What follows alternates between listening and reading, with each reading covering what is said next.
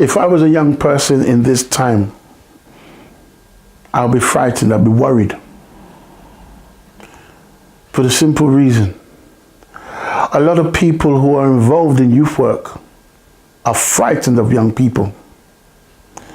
A lot of people who the government say they have set up schemes to work with young people are frightened of challenging young people. They only want to work with young people who can conform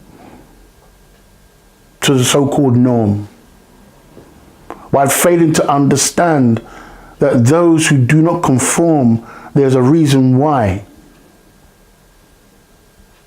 As a young person, I wasn't rebellious. As a young person, I was taught to respect my elders. My parents had that colonial mentality. It wasn't for bad, it was for good. They only meant good. However, I feel for those who need help. Because one of the things is, you approach some youth workers today and ask them about culturalization, values, customs and norms, and you're on your own.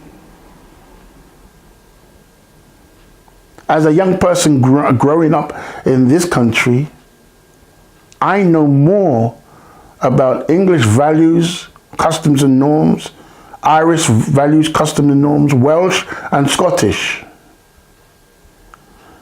It has taken the mainstream part of society 40 to 50 years to understand about those who came from the Caribbean to England.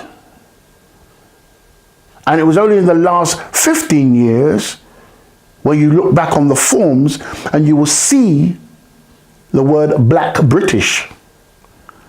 To see the word Black British on a form talks about acceptance. But we never came here in the 50s and 60s. We've been here from time. If you take time to look and look about Ipswich Man, it will tell you about a person who they dug up, and they found that this person was a traveler. That person's hue was of color. But he's one of the founding people of that area.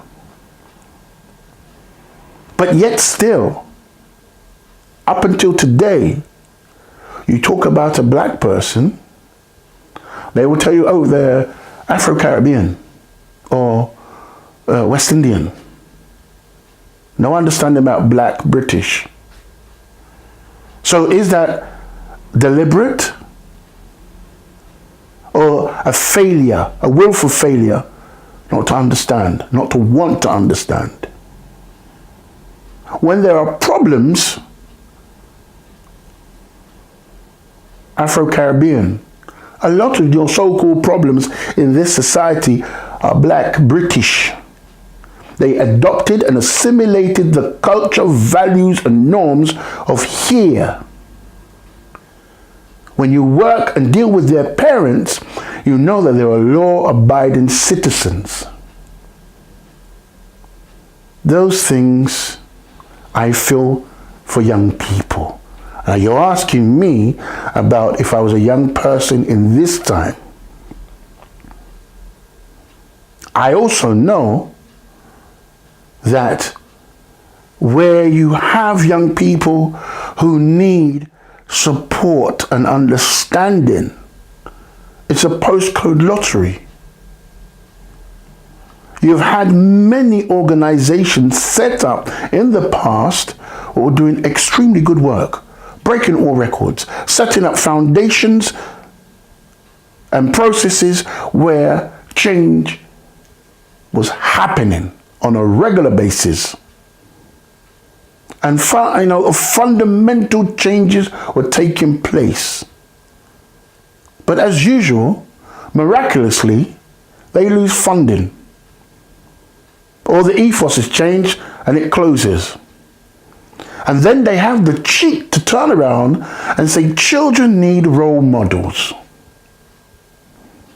Role models. But the whole setup is geared to separate man from woman. Interesting. You have programs which have been running for centuries in the sense of breeding programs in the Caribbean, around the world. If we take a time and look at Barbuda. Barbuda was an island which was used as a breeding colony. The papers in which you wish to read is called the Codrington Papers. Now, if I'm a young person of today and I wish to recall, revisit, find out about my past or my ancestors' past, will they be able to tell me this? What worldview do they have? A lot of youth workers who I speak to now, when you ask them anything about politics, they can't tell you. But politics is something that runs your life. So if you know not of the political structure and what's happening in society, how are you going to help? How can you help others who share the same luggage as yourself, but they are younger than you? And as they grow, their luggage becomes heavier than yours. What good are you to them?